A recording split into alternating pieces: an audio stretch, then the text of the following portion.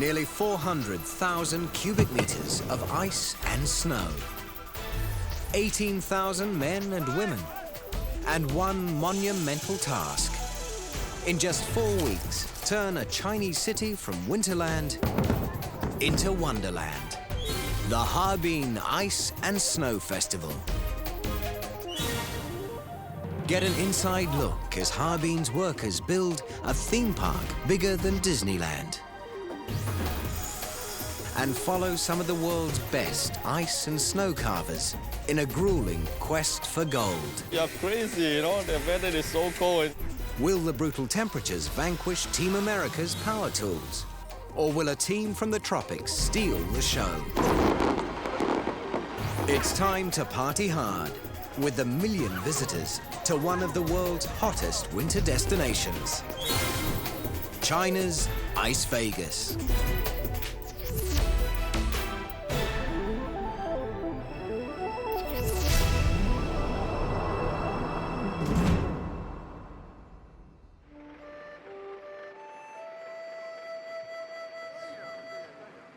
Far northern China, dead of winter, 4 a.m., 15 degrees below zero. Thousands of workers begin another day of manhandling giant chunks of ice.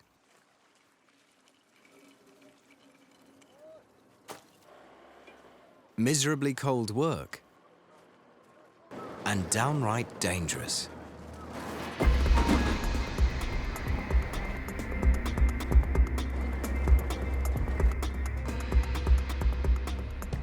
Winter after winter, these work teams risk their lives in the sub-zero dawn. Because every year, one of China's most remarkable events depends on them. It happens here, halfway between the North Pole and the equator, in the city of Harbin. If you live in Harbin, you've got to love winter. For 5 months of the year, the mercury rarely hovers above zero. Bitterly cold winds chill the air, freeze the river, and turn the city into an urban icebox.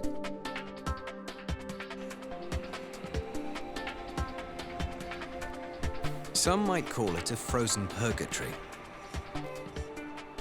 But the people of Harbin don't see it that way.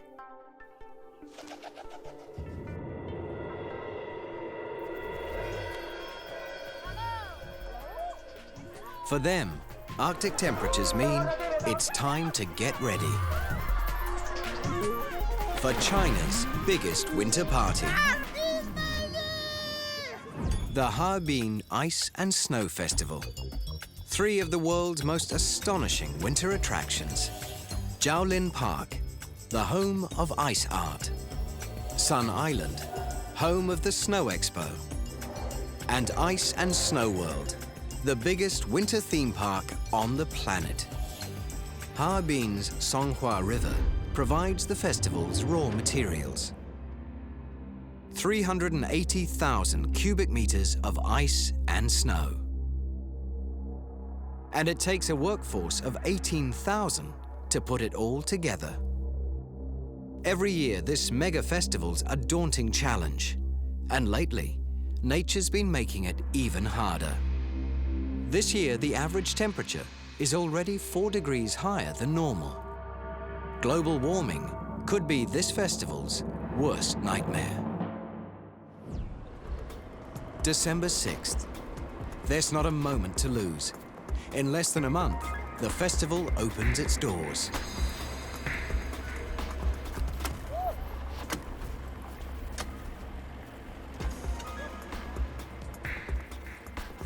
The river ice is cut into strips over 300 meters long and then split into 500-kilogram ice cubes.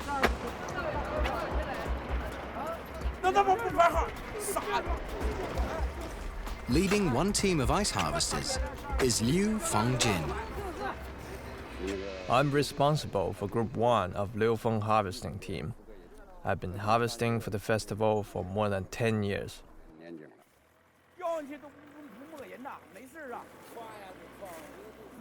A decade of ice harvesting has taught Mr. Liu that the secret to success is safety. So Mr. Liu takes few chances. He employs the same team year after year. They are all very experienced. Some of them started 20 years ago. They are very skilled. But even skilled workers make mistakes. Zhang Jidong spends his days splitting sheets of floating ice with absolute concentration. I had fallen into the water. That was a really cold day. A band of really thin ice had formed onto the edge. I wasn't paying attention and I stepped on it and I fell through.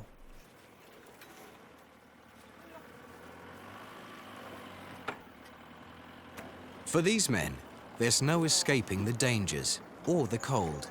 It's part of the job description. This year, Mr. Liu's team must cut and haul a quota of at least 2,000 cubic meters of ice every day. That's over 200 truckloads.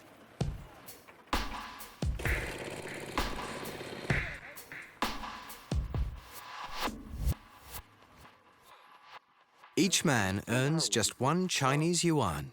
That's less than 15 US cents for every meter of ice he harvests. Around here, that's good money. And it's what gets these guys out of bed and back onto the ice every morning. And this winter, they'll have plenty of work.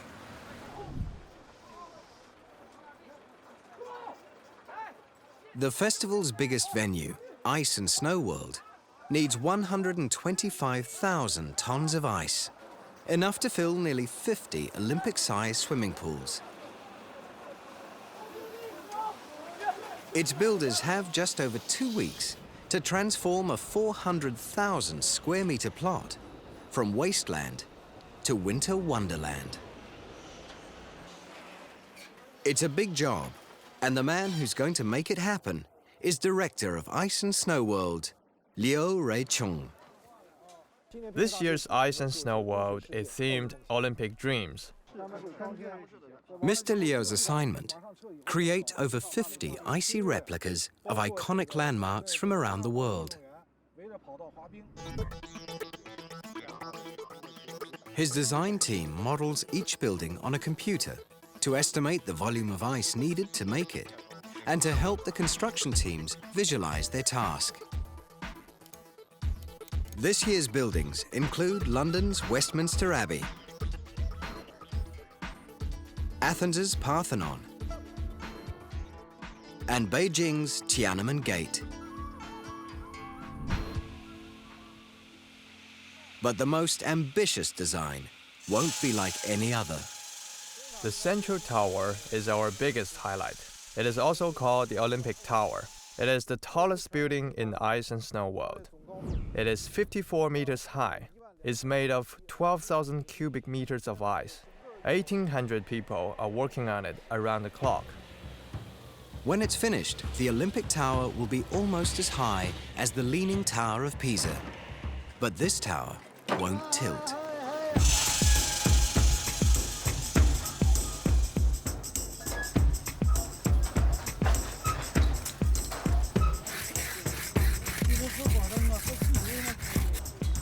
The tower is anchored around a steel skeleton.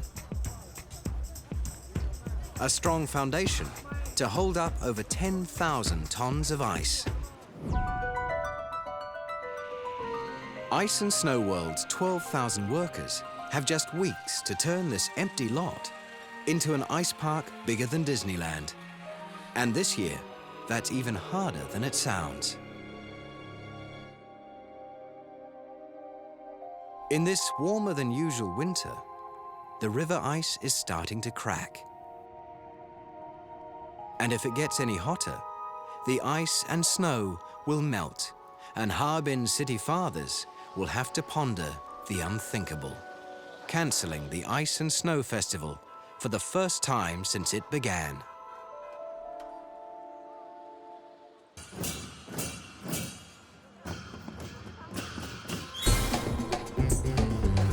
Downtown Harbin, December 16th. Festival fever is hitting the streets. There's no shortage of festival volunteers here. These people have a passion for ice art. Harbin held its first ice and snow festival in 1985, but its roots run deep. For hundreds of years, the people of northern China used half-frozen buckets of water to shelter lamps from bitterly cold winds. These ice lanterns were like beacons of hope during the long, hard winters. And the inspiration for today's ice masterpieces.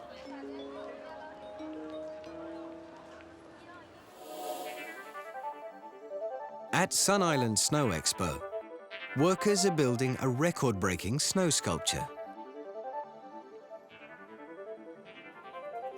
When it's finished, it will be the length of 2 soccer fields. Nearly 12 stories high. The largest snow sculpture in the world.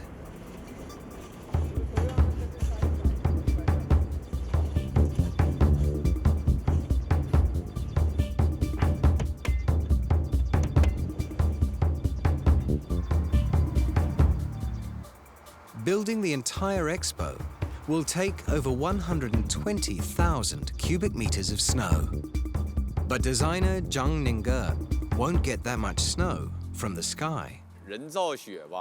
The artificial snow is very clean and safe. We use the water from the Songhua River. This snow is pure and clean, like white jade. To feed the snow machines, Mr. Zhang's team pumps over 1 million liters of water from the river every day. And the machines turn it into 5,000 cubic meters of snow. Workers pack the snow into huge wooden crates, then compact it and freeze it into solid blocks.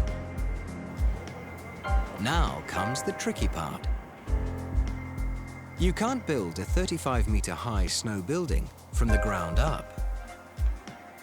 You have to start from the top and carve down. Tough enough in any year, but this year even tougher, thanks to rising temperatures. At -15, a snow machine can make 60 cubic meters of snow per hour. But today, it's only -5, and the machines are barely working.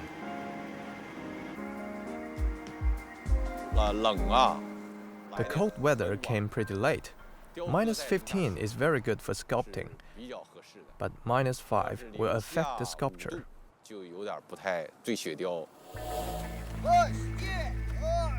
There's bad news for all the harvesters. Heavy water flow from upstream is lifting the ice, causing crevices. Cracked ice isn't strong enough for construction, and the brittle surface makes the harvest even more difficult and dangerous. At Sun Island, overheated snow is causing trouble. Traffic's been diverted from a replica of Paris's Arc de Triomphe, softened by the sun and in need of emergency repairs. And designer Zhang Ninger's struggling to save his 200-meter-long snow sculpture. We have a warm winter this year. The top part of the sculpture has started to cave in under the warm south wind.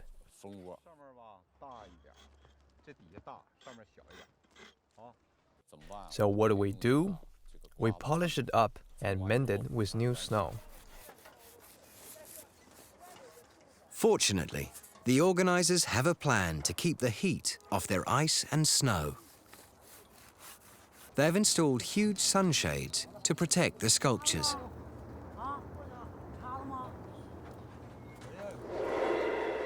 Identical shades also shelter the epic constructions at Ice and Snow World.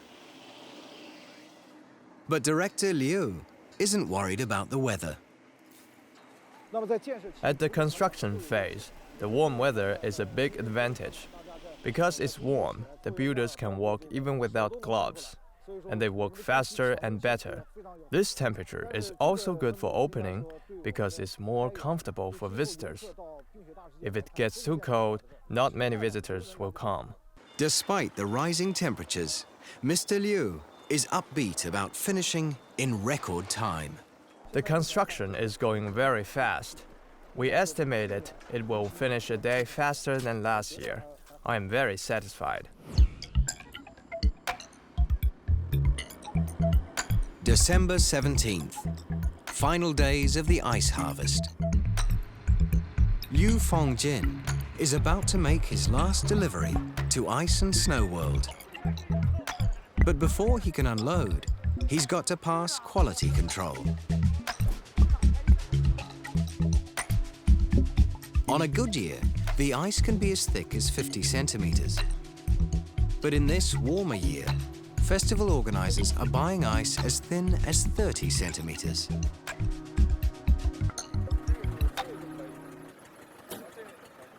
Mr. Liu's ice is thick enough, but it's not all crystal clear. Inspectors are looking for clear ice that will shine more brightly under lights.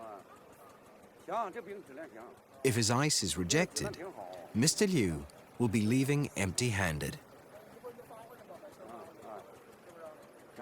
Each truckload is about 8 to 9 cubic meters. It's worth 200 yuan or so.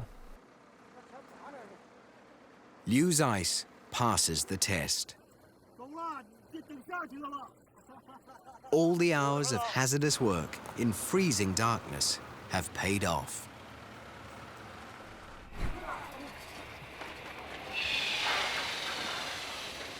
Down at the base of the Olympic Tower, the workers are installing lights.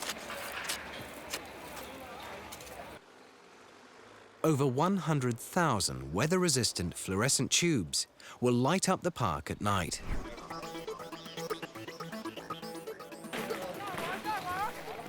Laid end on end, the lights would be over 100 kilometers long.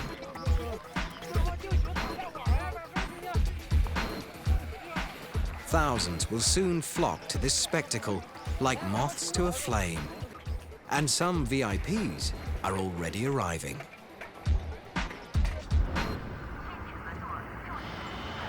At the airport, ice and snow carving competition organizer Catherine Wong is waiting for some of the nearly 100 elite ice and snow artists flying into Harbin from around the world.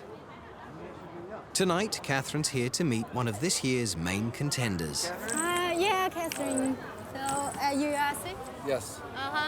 Nice to meet you. Nice to meet you. And Aaron? This is Charlie. I'm Aaron. Oh, yeah, Charlie. Charlie. Okay, Charlie. My wife's Sarah. Aaron Kostick and his partner, Charlie Neff, are highly favored, but it's the first time they've competed in Harbin. Team America isn't sure what to expect, so they've packed for any conditions. I bought $300 worth of underwear, and I'm ready to go to the moon. But can even these super carvers handle Harbin? Winter carving is a grueling event. It takes a special breed of artist to work outdoors in a Harbin winter for 3 days. Teams of up to 2 artists wrestle a 2-ton block of ice into shape using electric and hand tools. This is not a contest for the faint-hearted.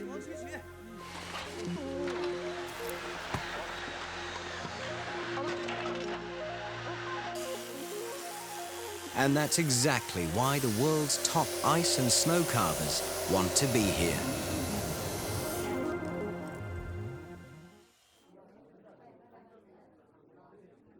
"34 teams with members from 11 different countries will compete this year.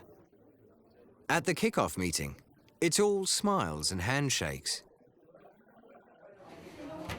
But make no mistake, none of these teams has flown thousands of kilometers to come in second. Now, members of the jury, Mr. Wonderland. Competition organizer Catherine Wong introduces the judges and explains the rules of engagement. Officials randomly assign each team a block of ice. The quality of the block and its position in the arena are critical. If a block has too many cracks, or if it sits in the sun all day, it could weaken the ice, and that could cost a medal. A very cold war is about to begin. It's time to check the weapons. Team USA knows its gear intimately because Aaron and Charlie designed and built a lot of it themselves. We call it a bullet burr, and it has tungsten carbide teeth, and it spins at 33,000 RPM, and it turns ice into snow very quickly. It's a fantastic tool. I really, as soon as I put the chainsaw down, the first tool that I reach for is that one. But not all their tools are what you'd expect. We use the iron to freeze ice together, and the way we do that is we use the iron to heat up the aluminum. The hot aluminum, then we put the ice on it, move it around, get it nice and flat, and then we put the two pieces of ice together and they freeze together nicely. I really like this chisel, and the reason is because it's got a lot of craftsmanship in it and what we call in the ice sculpting world mojo.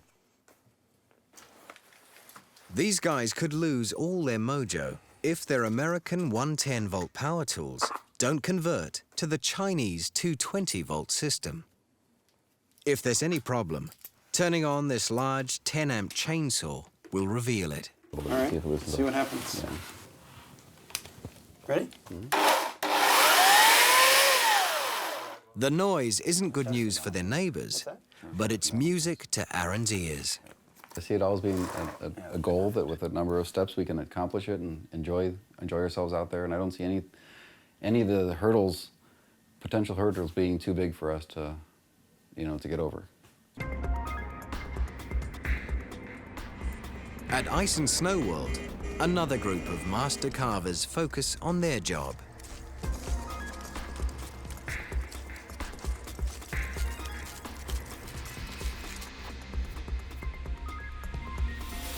Over 100 saws cut the ice down to size. 3 cranes and 50 gantries help haul the blocks into place, and workers cement them together, not with concrete, but with water. When water freezes, it glues the ice together. The winter weather helps to bind the ice bricks, but it also makes working conditions miserable for its builders, like Wong Jin. The cold is the greatest difficulty. Hands and feet are freezing. Water freezes up right away when it's in open air, but I still sweat. See? Jiaolin Park, 9 a.m. Day 1 of the Harbin International Ice Carving Contest. Teams get a 2-ton block of ice, a power supply, and less than 72 hours to create a masterpiece. It's a beautiful block. Structurally, we don't see any cracks in it. It came out of a river. It's hard to believe. In ice carving, there's more than one way to sculpt a block. Some draw their designs straight onto the ice. Some use a paper stencil. And some just power up and go for it. Team USA is leaving no detail to chance. We're going to take chunks off that we're going to use later, set them off to the side, and just kind of go. That'll be our morning today. It's a meticulous plan, but it doesn't give anything away. So it's difficult to imagine that this block will soon be carved into 3 manta rays swimming around a coral tree. Like Aaron and Charlie, most of this year's ice carving teams are no strangers to cold. They hail from countries like Russia, Canada, and Japan. And then this team Malaysia. Mustafa Kamal bin Othman and John Yong are professional ice carvers from sweltering Kuala Lumpur. Yeah, they say you're crazy, you know. The weather is so cold and you have to wear so many clothing, you know. First time we have to wear a lot of clothing. Even our pants, you know, you have to wear 3 inside. So warm and, you know, get rashes inside. You know. Now we're already used to it, yes. But some competitors may never get used to the cold.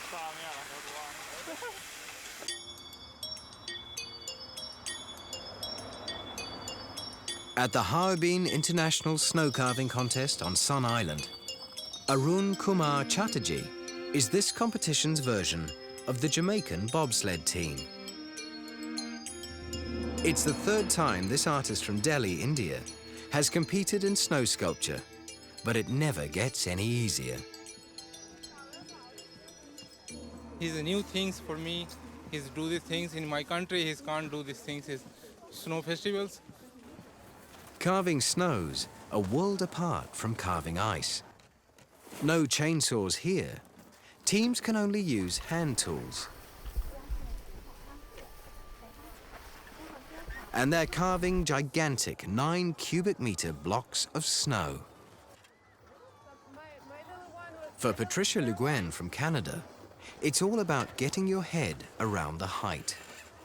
It's a little challenging at first when you stand in front of a 12-foot block, and then we're raising it a couple more feet, so it's going to be 14 feet tall. It's impressive, but once you get going, you forget about the height. Patricia's been to Harbin 4 times. This year, she's chosen a tough assignment. Up to here? From the front of the face? Yeah, from the front. Portraying Saskatchewan pioneer leader Gabriel Demont. I need to be able to stand to do this part, and the eyes too. But she's not the only one to bring a little bit of home to Harbin. Arun has teamed up with a couple of Canadian sculptors to carve an Indian god. He's like a Ganesh. He's one type of animal in my country is elephant. He's elephant, he's my country, he's like a god.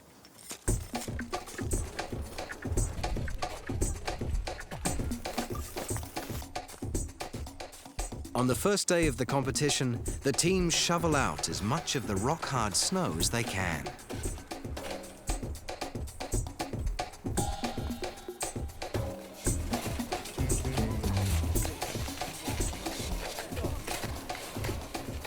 Broken equipment will cost some competitors valuable time. But they can fix hand tools faster than power tools.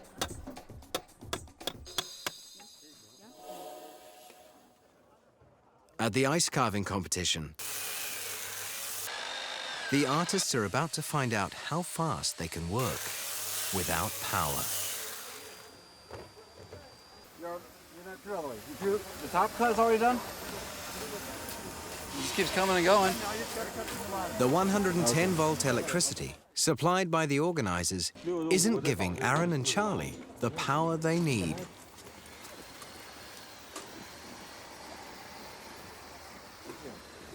Eventually we can switch to hand tools, but at this point, it's impossible to make this cut with a hand tool. You know, it's just not something you can do. It's something you have to use a chainsaw for. 220, right? 对，他们要220的。Just a moment, just a moment. After 17 ice and snow festivals, Catherine Wong's seen it all and solved it all. Because we have these types of problems every year, these problems will eventually be solved. I'm not worried at all. Same on the other side. There's another crack on the other side. Catherine doesn't have to wait long for the next crisis. Team Germany isn't happy with its block. We're having some issues with the cracks. We're doing a figure that has long arms, symbolizing life. It's the Chinese symbol for life, and there are humans intertwined through it. And these cracks that come right through it come right through critical areas. Catherine's got backup, an emergency stash of extra ice blocks. If you want to change, you can change to the ice block 33. Meanwhile, Aaron and Charlie have switched from their American 110-volt system to the local 220-volt power supply, thanks to a spare adapter from a shaving kit. It's running a big 10-amp saw successfully. Problem solved. But now the power-hungry gearheads have to play catch-up with the rest of the field. They'll need to work even faster to cut their block into 25 different pieces and then reassemble those parts into 3 manta rays. This is where that iron comes in handy. The hot aluminium melts the surface of the ice and then the blocks snap freeze together.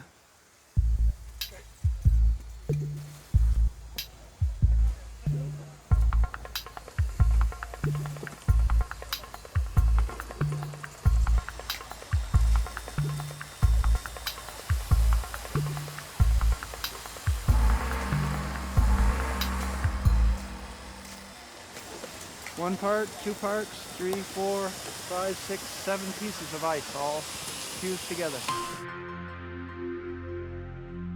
3 p.m.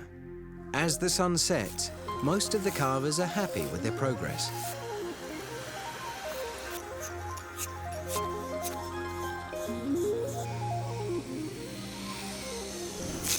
Reach to our target. Yeah. So we continue tomorrow? Yeah, I only have 1 speed, off or on. So on gets a lot of stuff done and off doesn't. But tonight, Team Germany's in for the long haul. Who needs dinner? You know, what is dinner? Who needs food? Whatever they eat, it'll be a cold supper. It's good. Maybe you get us a little doggy bag. Yeah. Somebody has to. On a winter's night, Harbin's temperature can drop to below minus 30 degrees. Despite all its problems, day 1 of the competition's been a success. But who knows what new problems day 2 will bring. Ice and Snow World. 48 hours till opening night. The temperatures dropped just in time to remove the protective shades and scaffolding, revealing the work of the festival's crack team of carvers.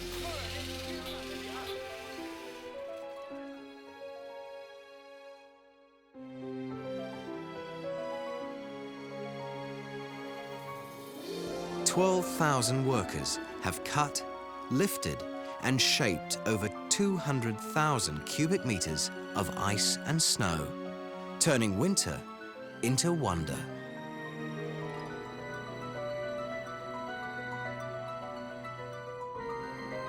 Westminster Abbey, built with more than 3,000 cubic meters of ice.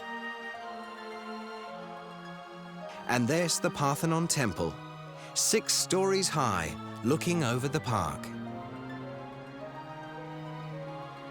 And Tiananmen Gate, 50 meters long, 15 meters high.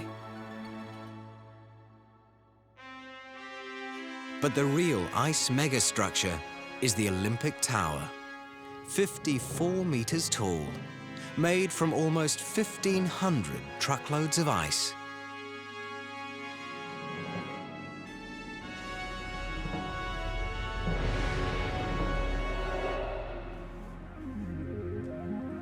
Day 2, ice carving contest.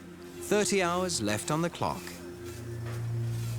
But for one team, the competition's already over.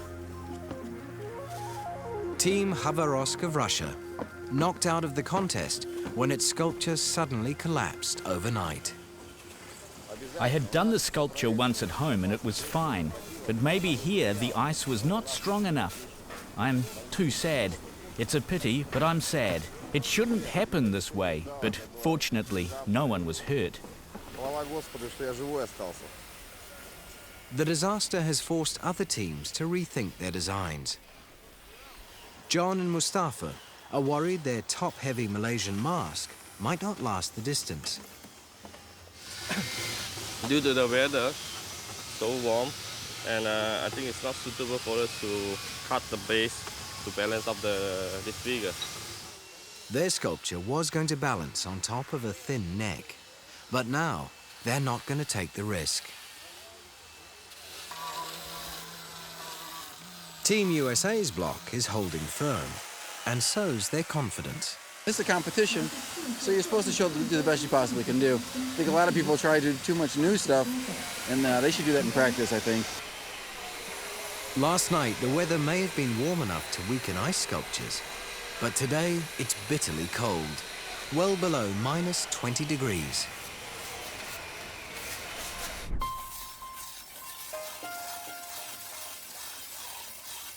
At the snow carving, India's Arun Kumar Chatterjee definitely isn't dressed for this kind of weather. So his superhuman stamina in the cold has his teammates puzzled. He's just wearing almost some penny loafers. He said his feet are fine. Mine are almost a little chilled, and I'm wearing rated minus 40 boots, so maybe he's got warm blood. But even in weather like this, there's more than one way to keep warm. An indoor area has been set up for shivering competitors to escape the chill. And in here, Arun's discovered his secret cure for the cold.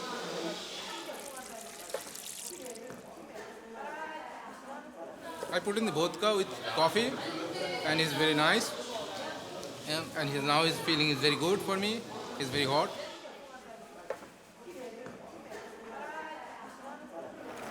Whether it's the special brew or a few minutes of warmth, Arun will go back to work a much happier artist.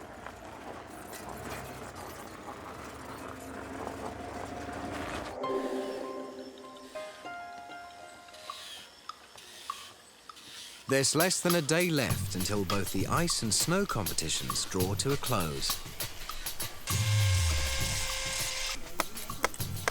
It's time for the finishing touches.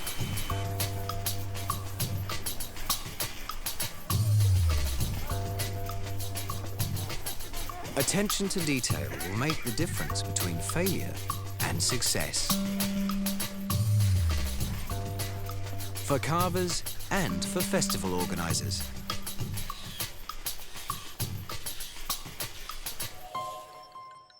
Ice and Snow World. 24 hours before opening.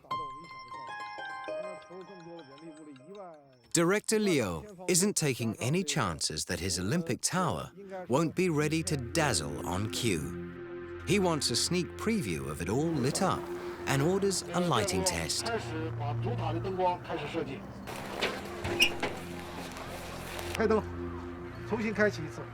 A flick of the switch removes all doubt that the Olympic Tower is a masterpiece.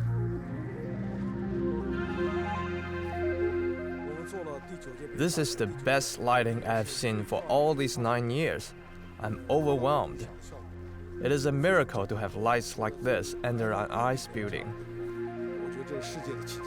Tomorrow night, Mr. Liu gets to share the miracle with the rest of the world.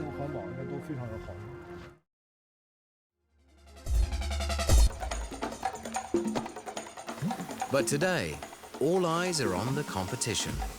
Only 5 hours left in the ice and snow carving contests. Everyone's racing the clock. For Team USA, the pressure's never let up. In fact, it's reaching peak intensity. Aaron and Charlie are getting ready for the final step, assembling their sculpture.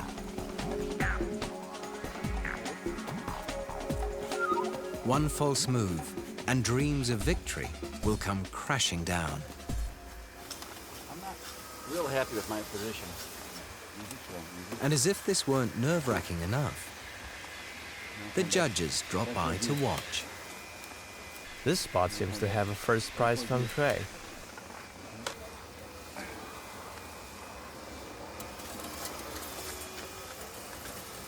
Maybe it's good feng shui, or maybe it's supreme concentration.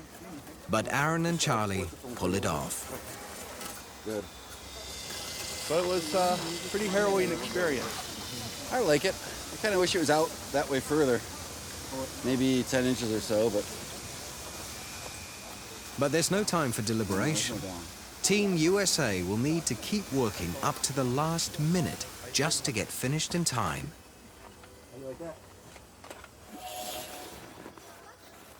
At the snow carving, Patricia is polishing the face of Gabriel Demont. We could spend a week doing this, you know. That's why they time us and give us a set amount of time to do it, because, I mean, you could just keep carving, but you have to know when to stop. Arun Kumar Chatterjee offers Ganesh a final prayer before leaving him to the elements. बहुत अच्छा लगा मुझे ये बना के मुझे ऐसा लग रहा है जो मैं बहुत अच्छा फील कर रहा हूँ जो इस तरीके का है. Arun won't miss the cold, but that doesn't mean he won't miss China. Actually, I miss in China for is Chinese food, and he's like in Chinese vodka. I miss every time in Chinese vodka and Chinese food, and it's very delicious for me. Time's up at the snow carving contest. The judges move in to decide who will win and who will lose.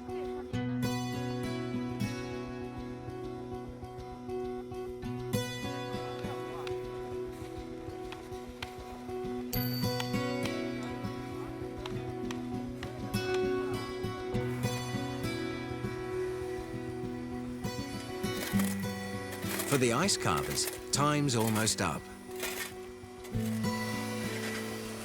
Aaron and Charlie are applying some last-minute finishing touches.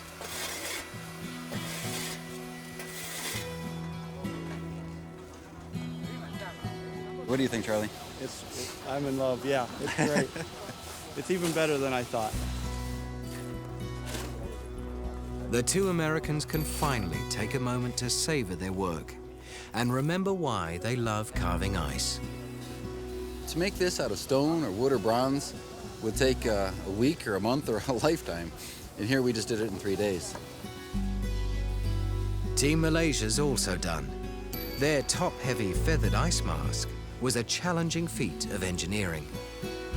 When it threatened to topple, John and Mustafa decided not to risk any more carving. They're happy with their work, and happy they came. Most of the sculptures are very nice. Every year they are improving, you know. Every year we see different tools. So from there we learn something from other countries with winters. Team Germany's also happy. By working through their first night, they've overcome the setbacks of day one and finished on time. It was a huge block. The other block would never have worked. This was really solid where we needed it to be solid. It's just, so I'm very happy with it. She's not terribly happy with it. But I never am. That's nothing unnormal. It's very usual. I never am. Typical artist. Yeah. It's going to be a tough call for Ju Chaodong and his panel of judges. I think there are many excellent works this year. They are each unique in their artistic styles, impressionist, realistic, and demonstrating a multitude of skills. Nice compliment, but Judge Ju isn't giving anything away. It is hard to say what the result is. We'll see later.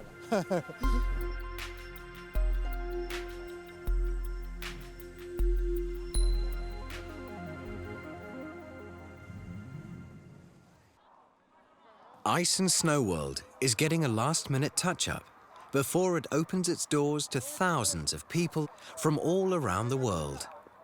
In only a few hours, this year's Harbin Ice and Snow Festival will be rolling out the red carpet, and every last detail's got to be right, because it's nearly party time. 31 teams of the 22nd China Harbin International Ice Sculpture Competition. After 3 days of fighting the cold and racing the clock, the elite carvers are about to find out who's going home with gold. And the winners are, in snow carving, gold to Russia. Patricia must settle for bronze. Arun Kumar Chatterjee, commemorative medal. And in ice carving, Team Germany, commemorative medal. Team Malaysia, the jury's special prize for skill. A tie for silver between Russia and Mongolia. And the gold goes to... The first prize goes to Team 2 of America.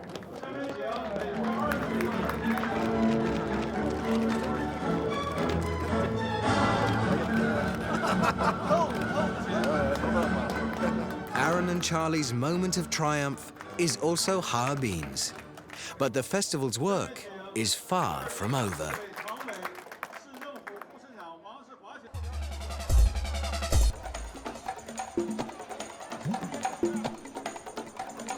It's opening night for the public. Tens of thousands of people are descending on Harbin's biggest winter attraction, Ice and Snow World. The temperature is minus 19 degrees. But even this mega chill won't keep people at home tonight.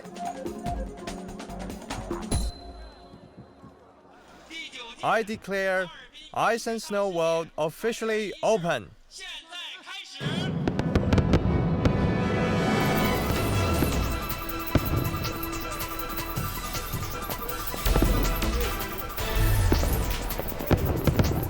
Every year, millions of people are dazzled by China's very own Ice Vegas. There are a lot of ice and snow festivals in the world, but this place is #1 and #2 is not even close.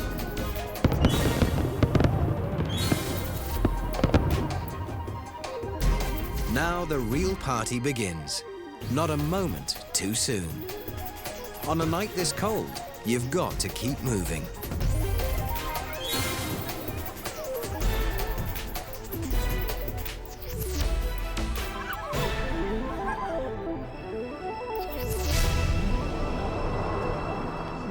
As the celebration takes off, Olympic tower builder Wang Jin shows his grandkids what their granddad built. Then we pour water on it. It freezes right away. We then use a chisel to shape it.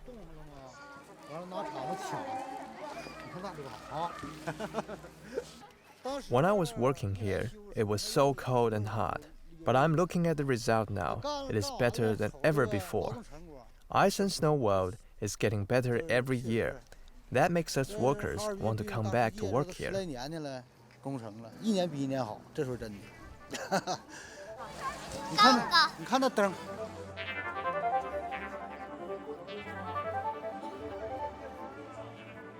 Even the boss is happy, although Director Liu thinks there's still room for improvement. Next year is the 10th Ice and Snow World. According to Chinese tradition, we should do a small celebration every 5 years and a big celebration every 10 years. We are determined to make an even better park.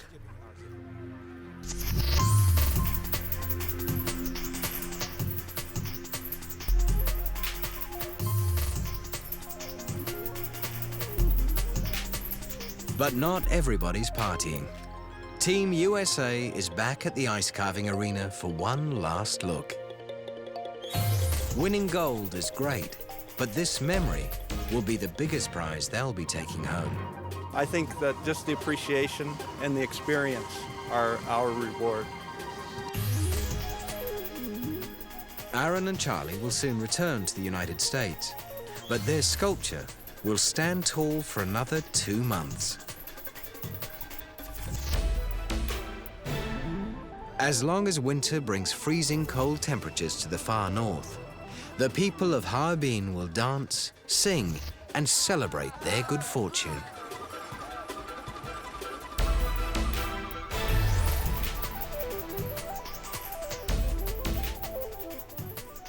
When spring finally thaws this wonderland of ice and snow, millions of liters of water will drain back into the Songhua River. And Harbin will start planning and eagerly awaiting an even bigger and better Ice and Snow Festival.